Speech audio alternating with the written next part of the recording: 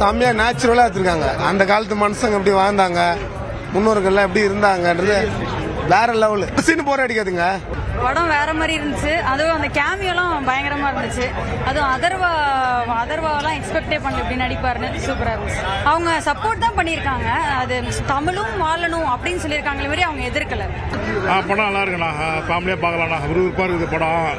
இல்லைண்ணா கொஞ்சம் இது பண்ணிக்கிறாங்கண்ணா, சினிமா தகுந்த மாதிரி மேட்ச் பண்ணிக்கிறாங்க. அது கொஞ்சம் லைவா இருந்தாலும் வேற மாதிரி இருந்திருக்கும்.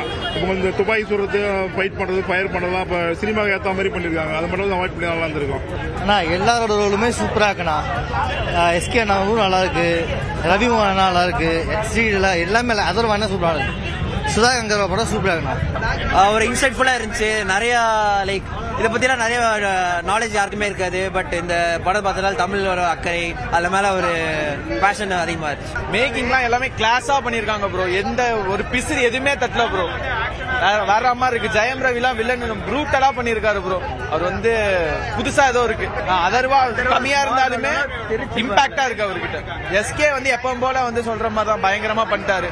ஸ்ரீலீலா வந்து புதுசா வந்து நல்லா பண்ணிருக்காங்க.